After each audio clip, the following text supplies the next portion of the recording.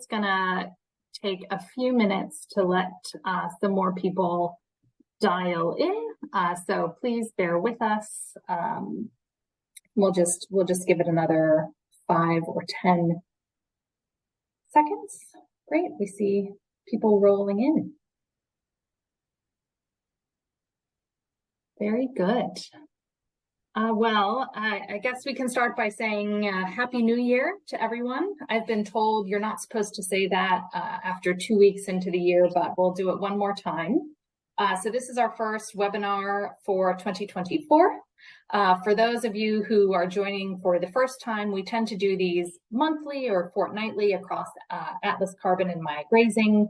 And we try to give short snippets of really relevant information based on the types of questions that we've been receiving from our clients and partners. So today we're going to be covering a little bit of information around, trying to think of whether or not a soil carbon project is right for your property and the specifics that you're dealing with. So for those that don't know me, my name is Ashley Silver. I'm the CEO of Atlas Carbon and Maya Grazing. And today we have Lauren Oldfield joining us, who is one of our product managers. Lauren, do you want to give a brief intro of yourself? Sure thing. Hi, everyone. As Ash just said, I'm a product manager at Atlas Carbon, and I've been working a lot behind the scenes over the last year to shape our Atlas Carbon Blueprint offering. On a personal note, I've really enjoyed learning about the different farming enterprises as we've taken a lot of different farmers to our Blueprint program. I guess a little bit more about me is I grew up on a sheep station 120 kilometres northwest of Bourke. So it's been really nice working with Atlas Carbon and getting to interact a lot with graziers. Yeah.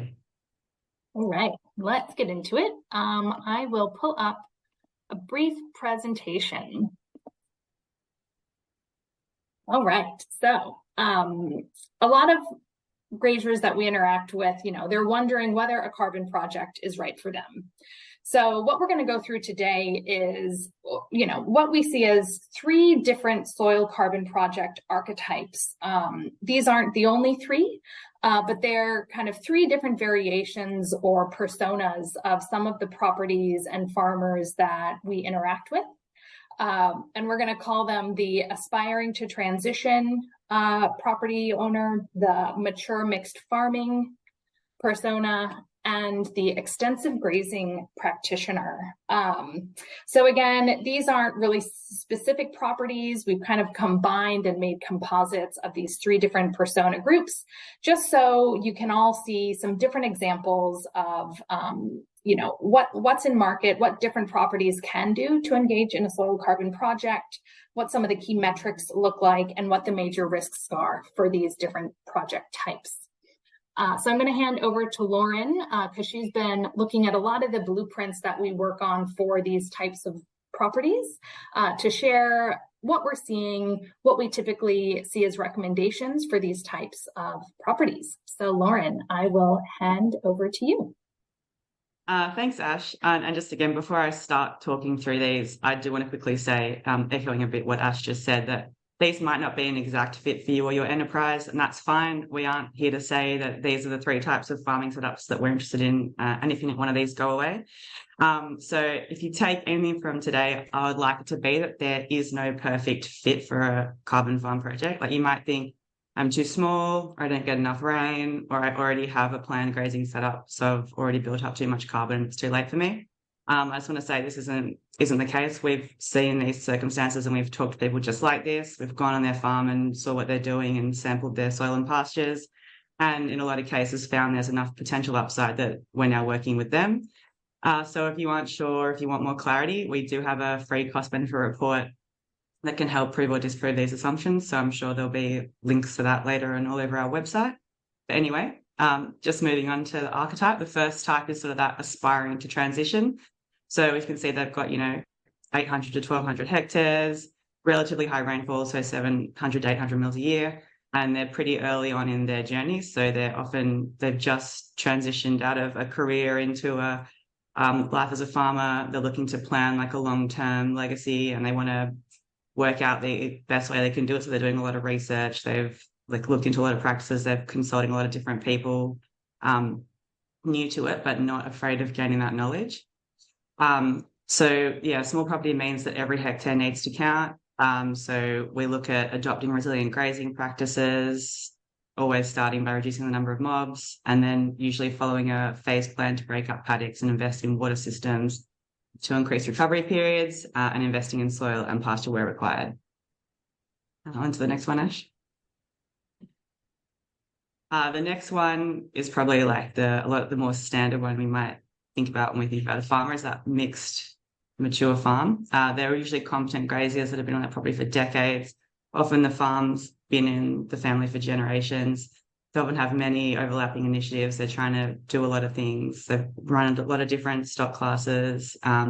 Sometimes they're hectares, which is 2,000 to 4,000 hectares, that's split up. So they might have one farm, one location, another one 20 minutes down the road. So there's a lot going on. A little bit less rainfall, so 600 to 700 mils. And their practices are sometimes inconsistent. So they're trying one thing over here and down the road, they're doing something a little bit different. So we look at using our zone by zone approach with this archetype and not spreading their investment too thinly across the property. So we would target the best performing zone first, fund the journey for the other zones later. We'd look for a recommitment to grazing management for the longer term, and we'd sort of show how that can benefit the carbon levels. And we'd look to introduce more water and wire, targeting soil input and pasture seeding where necessary. And the next one. And sort of our final archetype is this extensive grazing practitioner. So we can already see like they're operating on a much larger parcels of land generally. So 10 to 20,000 hectares, but often less rainfall as well. So 400 to 500 millimeters, sort of pushing the boundaries of what is considered viable, I suppose, for a carbon project. But to contrast this, they're usually pretty good grazing practitioners. Like they know their stuff, and they're operating at a pretty sophisticated level. So this is a strong practitioner, and they're a brilliant observer of the landscape and pasture. I think they're Bart's words, to be specific. So this archetype will see a lower gain in soil carbon, though there's always a viable return on investment on a larger project area. But we wouldn't look to register the entire property in this. We'd look to only register the stronger parts, and because they have the size, it's possible. Existing paddocks and water systems enabling strong recovery, and soil samples will show areas of potential. So we would use sort of that structure, and we'd further split paddocks to provide targeted recovery periods, and allow old desirable species to re-emerge. And we'd use selective inputs in target areas of strength that grazing can leverage. So trying to really be targeted and careful about where we're encouraging spend here. I think we'll jump onto the next table. It's sort of a summary of the metrics of this. I'm going to maybe talk to these in the context of the biggest risk. So if we look at the aspirationals, the biggest risk we've put there is scale. So what this means is that they're typically operating on smaller hectare blocks, as we can see, with higher rainfall and really good potential carbon and soil organic carbon gains. But to be viable at this size, they need to have almost all of their property included in their carbon project. So they need all the land producing returns, essentially. So the challenge that we're faced with these customers is how can we maximize return across the entire property and make the project viable? Because you really can't have any areas that sort of don't make a return, otherwise it becomes sort of less viable. So a lot of the work that we'll do with these types of customers is developing recommendations that focus on specific requirements for specific parts of the farm. So we're not really generalizing large areas. We do sort of go into the detail here, and using our zone structure, we'll sort of make recommendations as to fencing and inputs, and I guess even the phased approach to make sure that things are getting the attention they need. So it is, we do really work hard to mitigate that scale risk. And then moving on to the typical farming enterprise, the risk we've politely coined as execution. So what this refers to is there's often conflicting requirements with how we would see a successful carbon project versus how these businesses are typically run. So these farms, as we've established, are pretty big, mixed operations, and they're often multitasking a lot of different stock types across larger properties and are trying to achieve a lot of objectives sort of simultaneously. In contrast, when we're providing recommendations from our blueprint for our carbon projects, we generally structure them in a more linear fashion. So we look to areas of the farm that have the best upside when increasing carbon levels. We suggest focusing on that single area, targeting it, bringing those levels up, and then using the production and carbon returns to fund and finance sort of the next zones. So it's very targeted and cautious in a sense and very linear. So there's a management and mindset shift, which is the risk we see as sort of achieving the best they can with the carbon project, as it does sort of run contrary to how the operation is currently structured. And then finally, the extensive grazing operations. So we've referred to this challenge as unit cost. So how this works is we've seen these properties are significantly larger with a lower DSE per hectare. As a result of this, the changes required to qualify for an eligible activity under a carbon project will be required over a much larger area. So theoretically, the unit cost is much more to implement. And because that DSE per hectare is lower and the baseline organic carbon levels are lower and the potential upside is lower than the other types, there's less upside to be achieved. So there's often like at an initial stage a lot more cost with less potential return than the other types. So our challenge here becomes, how can we more cheaply give gains on a per hectare basis? So we would often forego recommendations that would see a big spend on any soil or pasture inputs, and we would really focus those gains on management of livestock grazing effectiveness. So that's why typically we've seen these farmers that are successful in these operations have a lot of grazing knowledge and they are practitioners. It doesn't mean that it can't be done if you're not a practitioner. It just means that that effort and that understanding really has to be there, because for it to be viable, there is a lot more at stake from a management perspective. So our recommendations typically focus on, mob size and infrastructure development. So I guess that is all from me for this point. But yeah, I hope that's been helpful to understand, I guess, the different types of customers that we've got at the moment. Thanks so much, Lauren. And we certainly go into a lot more detail when we flesh out the individual blueprint plans for the properties we work with. But hopefully this gives everyone a sense of, every property is different. There are some patterns we're seeing across these three archetypes, but these aren't the only three. But really, taking into consideration where the grazier is at in their journey to adopting practices, the size of the property, the level of development they've done on that property, and really what the potential is across that property, and considerations around scale, execution, and unit cost risk are all taken into consideration when we work together with our graziers to build out their long-term plan to be really successful in building and maintaining carbon in the soil. I just want to go through a couple of other things. As a reminder, so, at Atlas Carbon, we're all about the how of building soil carbon, and, deeply believe that good grazing management can increase soil carbon.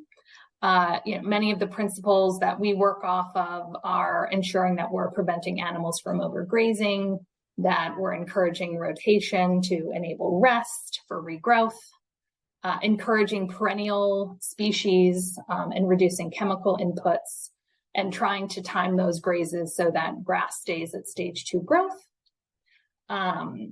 This we know encourages improved water retention in the soil, and that the manure and trampling promote decomposition well. The Maya grazing product that we offer really helps enable and unlock a lot of the detailed operational data tracking, forecasting, and planning that will enable a lot of this good grazing management. And then that will in turn help to build all of the conditions to increase soil carbon. So for each of those three archetypes, certainly good grazing management is core to the activities. It's really, what part of the property do you start with? Do you start all at once, or do you go phase by phase? Do you add on additional activities beyond grazing management to really get that property humming? As a reminder, if you are considering registering for a soil carbon project under the ERF, you do need to be doing at least one new additional eligible activity on your property as part of the project. And that activity cannot start until you register.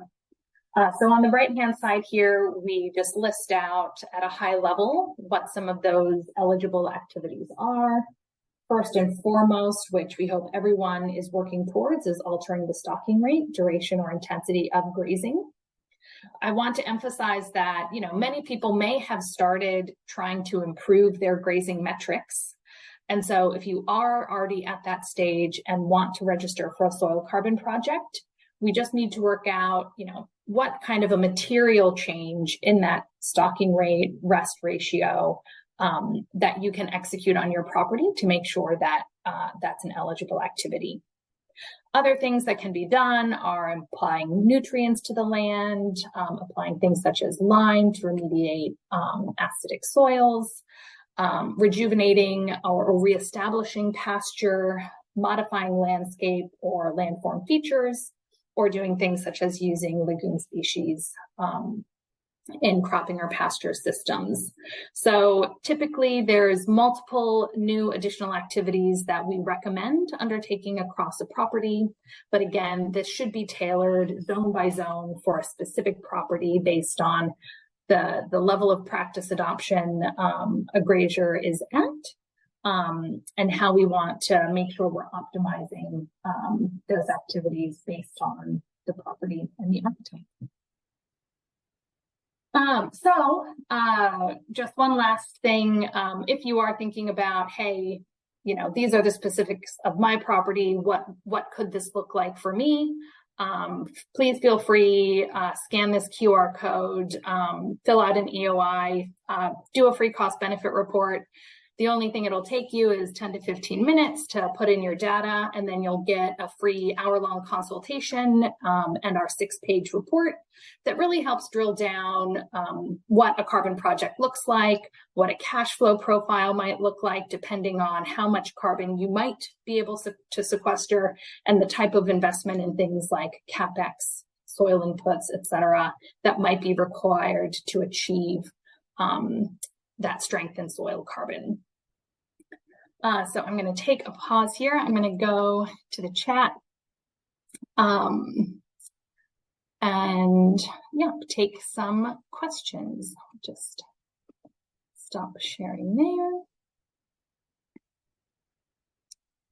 there. So we have one question: if we have any dairy farm customers. At this stage, we do not have dairy farm customers, but certainly we could support some advice in that area. So if you're interested, please feel free to fill out an EOI.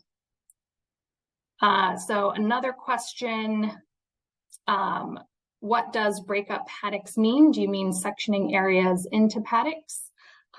So this would mean, whatever kind of paddock count you have, whether through fencing or, a single wire, it would be breaking up further. So from an additionality perspective, being able to break up those paddocks again and, aggregating your mobs together would enable an increased rest ratio or recovery period across your paddocks. And that therefore could demonstrate an additional new activity under the ERF. And this in turn, would be a recommendation to improve your grass health and growth, and therefore increase soil carbon. So there's a question around landscape modification activity for the ERF. So this would fall in line with things such as natural sequence farming. So what are things that you can do to better enable the flow of water through your landscape? But that's to say these are natural bodies of water and rainfall. Putting in artificial irrigation is actually something that could be problematic in the soil carbon method. So there's another question around electric fence mobbing counting as paddocks within this framework. Yes, so using electric fencing systems could certainly qualify. It would just, you would need to have a way to show the data and be tracking the data on how that electric fencing system is limiting the movement of mobs, and to be able to demonstrate how you are therefore increasing the rest capacity of the rest of your paddocks during that time frame.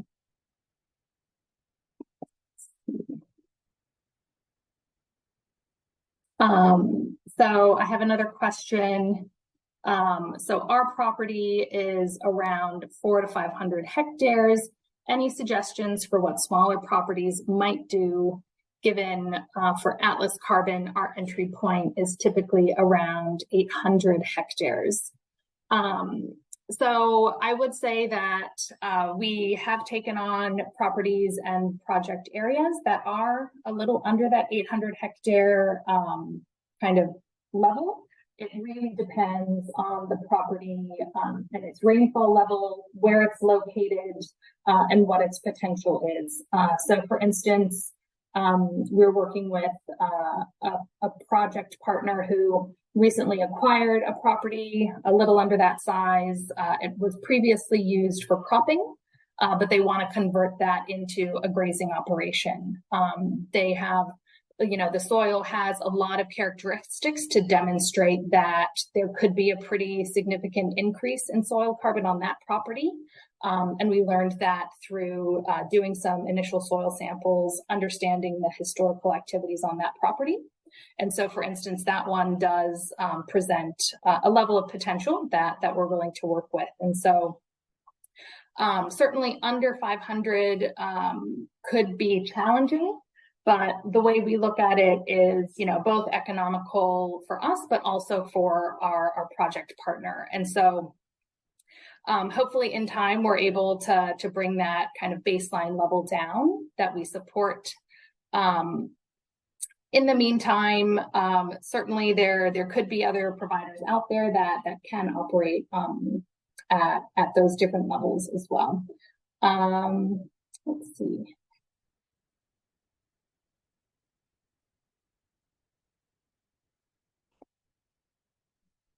Great, thanks.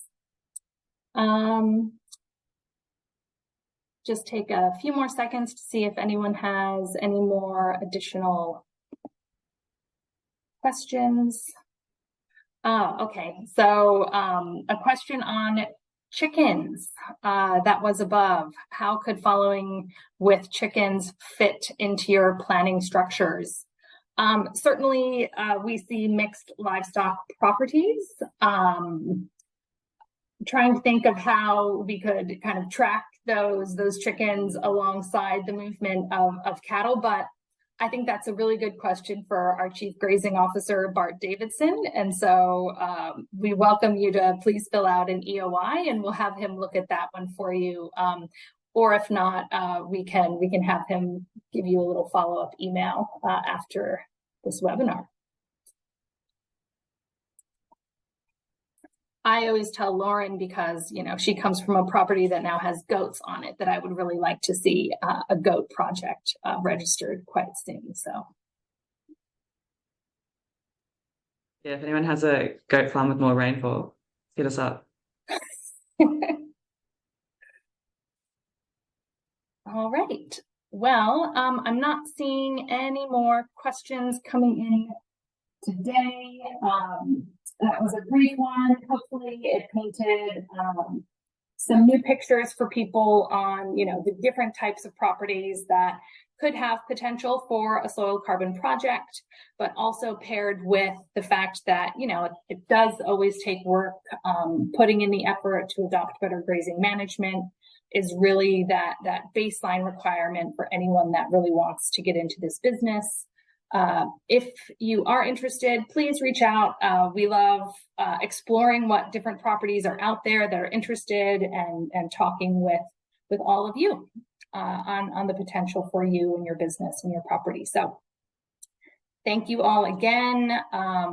Again, we're going to have many more of these coming out through the year.